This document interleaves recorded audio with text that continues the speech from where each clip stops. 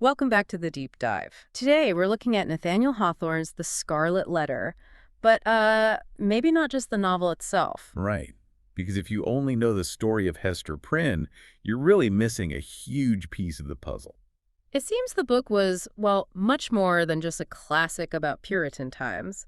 It was tangled up with American history, politics, even a bit of revenge. Absolutely. It all starts with this long introduction that most people skip, called the Custom House.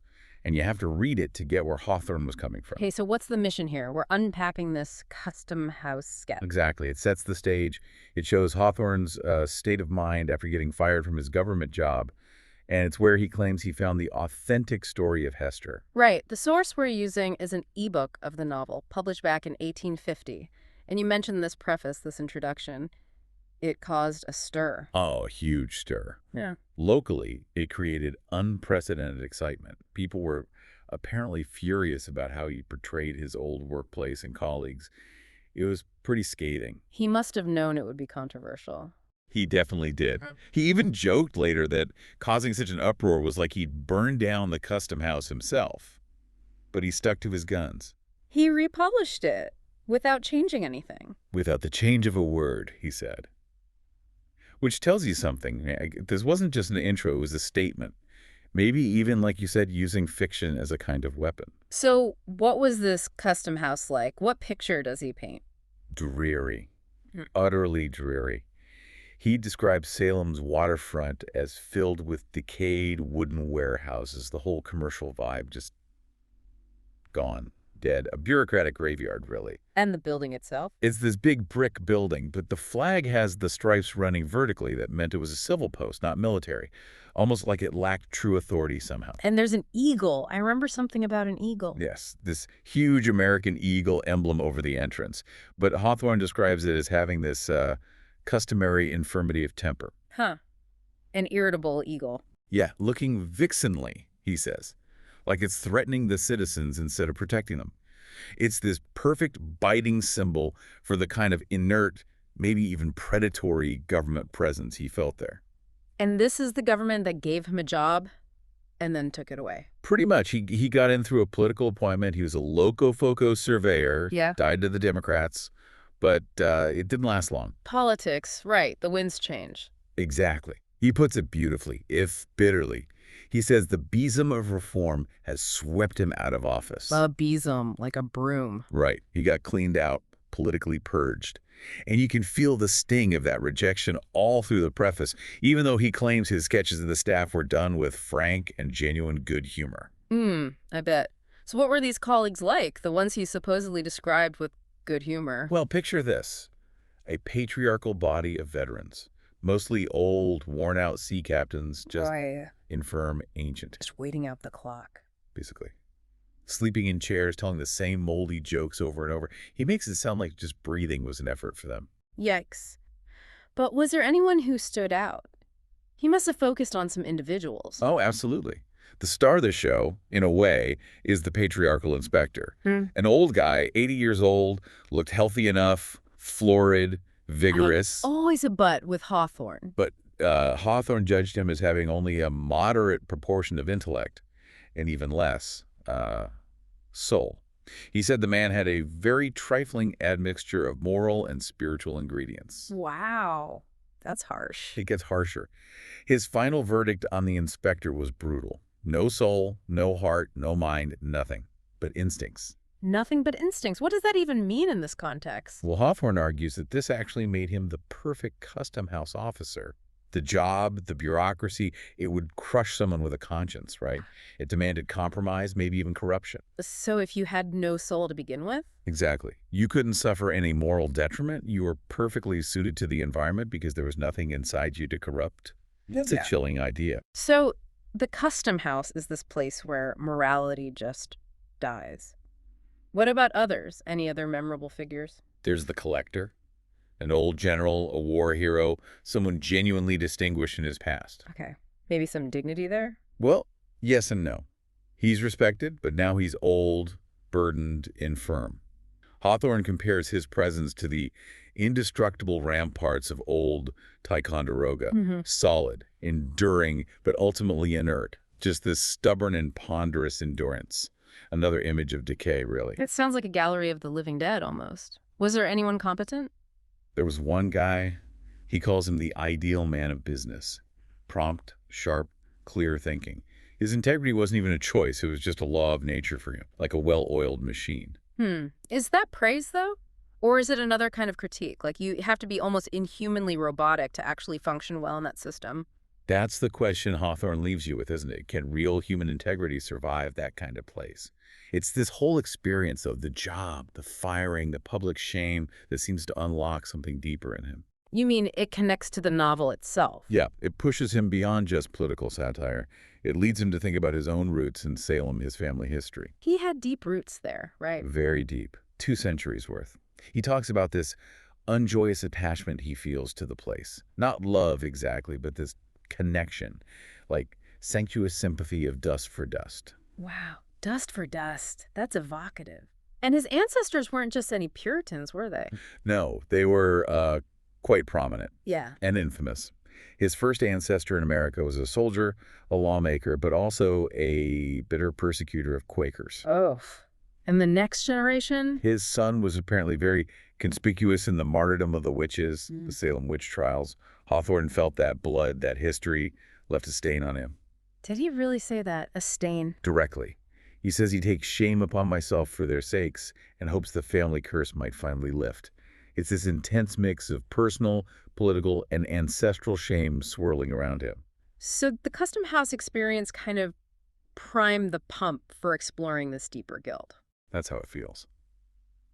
And then comes the discovery, the supposed spark for the novel. In the Custom House itself? Yeah, up in this dusty, unfinished loft filled with old, forgotten documents.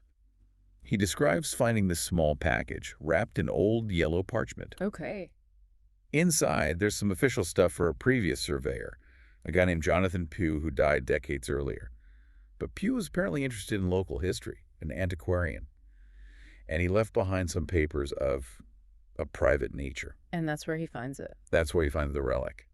This piece of fine red cloth, much worn and faded, really just a rag, he says.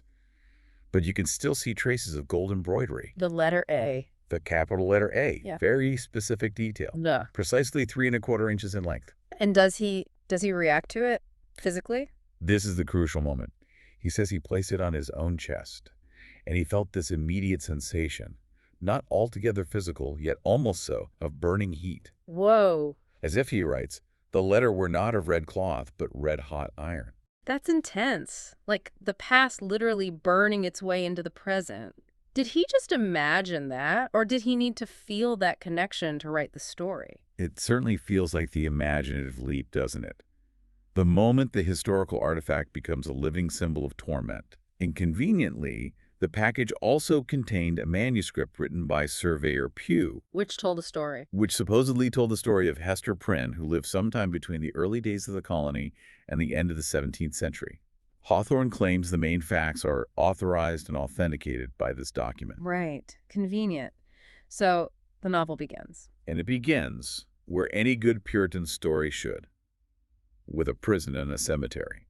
Those are the first things the colony builds. Necessity. Grim Did it necessities. vary? He describes the prison door, iron-spiked, gloomy. Ah. But right next to it, there's a wild rose bush. A touch of nature, maybe grace, amidst the harsh judgment. He calls it a potential sweet moral blossom. A little bit of hope, and then Hester emerges. Yes, onto the scaffold. The place of public shaming. But she's not broken. She's described as beautiful, tall, dark hair, elegant even. And she's holding her baby, Pearl. And wearing the letter. And wearing the letter. But she's embroidered it herself. It's not just a plain A. It's fine red cloth, yes, but with elaborate embroidery and fantastic flourishes of gold thread. She turned the punishment into art, into a statement. Exactly. He says it has the effect of a last and fitting decoration.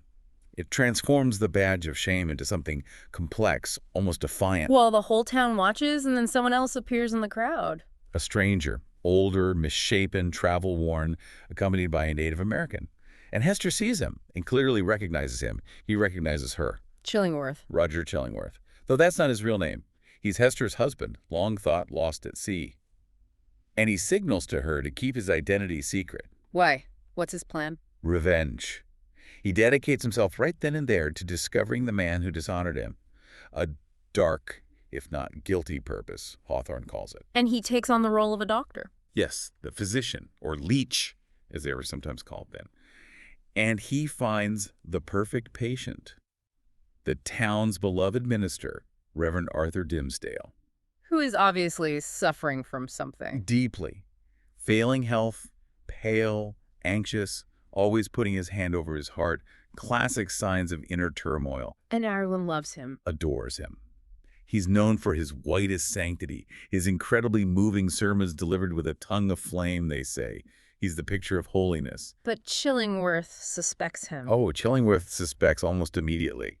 And he attaches himself to Dimmesdale, pretending to offer medical care, but really engaging this insidious form of intimate revenge. Playing on his guilt. Exactly. Probing his conscience, tormenting his soul, all while pretending to be his friend and healer. It's incredibly sinister. And Dimmesdale himself. He knows he's a hypocrite. Absolutely. He's consumed by guilt. He fasts, holds vigils, even whips himself in private with a bloody scourge. Trying to punish himself? Yes, but it doesn't work. And when he tries to confess publicly, in vague terms calling himself vile, the worst of sinners, people don't believe him. They think he's being humble. They think it's proof of his greater holiness, that only a truly saintly man would feel such depths of sin. So his attempts at truth just mire him deeper in hypocrisy and self-loathing. What a trap. And meanwhile, there's the child, Pearl. Yes, Pearl. Hester named her that, she says, as being of great price, purchased with all she had. But Pearl is no quiet, comforting presence. Such a friend. Wild. Yeah. Brilliant. Uncontrollable. Hawthorne calls her the living hieroglyphic of the secret sin. Hester believes the child absorbed the passion and turmoil of her conception, inheriting the deep stains of crimson and gold. Wow. A living symbol. Does she understand things? She seems to. She has this uncanny awareness and an obsession with the Scarlet Letter. Really? That was the very first thing she noticed as a baby. Later, she pelts it with flowers or makes her own A out of seaweed on the beach. She even decorates her mother's letter with prickly burrs once. She can't leave it alone. Does she connect it to Dimmesdale? It seems like it. She asks Hester point blank why she wears the letter, and then the killer question. Why does the minister keep his hand over his heart? Ooh, straight from the mouths of babes. She sees the truth everyone else ignores. She really does. She embodies the unacknowledged truth. And this pressure builds for 7 years. 7 years of this. Hidden agony and public performance. Does anything change? Hester changes.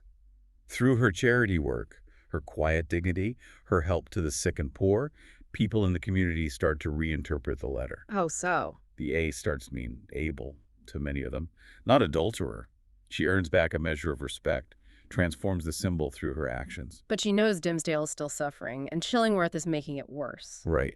She sees Chillingworth's revenge has twisted him, turned him into a devil. She feels bound to Dimmesdale by their shared sin, that iron link of mutual crime, and realizes she has to intervene. So she confronts Chillingworth. Yes. And then, crucially, she arranges to meet Dimmesdale. Secretly. Where? Not in the town square, I assume. No, in the forest. The symbolic space outside Puritan law, associated with nature, freedom, maybe even sin itself. And she tells him. She tells him Chillingworth is her husband, that the man pretending to be his healer is actually his tormentor. How does Dimmesdale react? He collapses, absolutely crushed by the revelation and by Hester letting this go on for so long. But then Hester rallies him. She convinces him there's hope. They can run away together, leave New England, start a new life somewhere else. A chance for freedom. A real chance. And in this moment of hope, Hester does something incredibly symbolic. She unpins the Scarlet Letter from her dress and throws it away into the leaves. Her hair comes down, sunshine breaks through the trees. It's this brief, beautiful image of liberation. Ah, but knowing Hawthorne, that can't last. It doesn't. The plan is set. They'll escape on a ship leaving after the upcoming Election Day sermon, a big public holiday. Okay. But on Election Day itself, as Hester's near the docks, the shipmaster gives her a message. Chillingworth knows their plan. and Chillingworth has booked passage on the same ship. He tells the captain he's part of the minister's party and will be accompanying him. He won't let him go. The revenge is total. It's inescapable. Yeah. Hester sees the dark and grim countenance of an inevitable doom. So what happens? Dimmesdale gives his sermon. He gives the most powerful sermon of his life. He's strangely energized, almost ethereal. But afterwards, walking in the procession, he seems near collapse. And he sees Hester. He sees Hester and Pearl standing near the scaffold, the very place where her shame began. Yeah. And something snaps, or maybe resolves, Yeah. in him. What does he do? He turns, walks towards them, calls them to join him. Chillingworth tries to stop him. "Madman, hold! What is your purpose?" He screams, "I can yet save you." He needs his victim alive. But Dimmesdale ignores him. Completely. He tells Chillingworth, "Thy power is not what it was." Oh. He climbs the steps of the scaffold with Hester and Pearl. In front of every. In front of the entire community. He confesses. He calls himself the one sinner of the world. Yeah. And then he tears open his ministerial band, the collar at his neck, revealing his chest. And is the letter there? Does he have a mark? Hawthorne is famously ambiguous here. Dimmesdale reveals a dreadful witness, but the narrator doesn't explicitly describe what it is, just that it's there, on his breast. The confession is the act itself. And then he dies. Right there on the scaffold. Yes. He collapses, speaks briefly to Hester, asks for a kiss from Pearl, which she gives, breaking the spell on her own nature, it seems, and dies. He calls his public agony a mercy, because it saved his soul from being lost forever in secrecy. What about Chillingworth? What happens to the revenge seeker when his victim escapes? It's fascinating. With Dimmesdale dead, Chillingworth's purpose, his entire reason for existence, vanishes. Hawthorne says he positively withered up, shriveled away, and almost vanished from mortal sight within the year.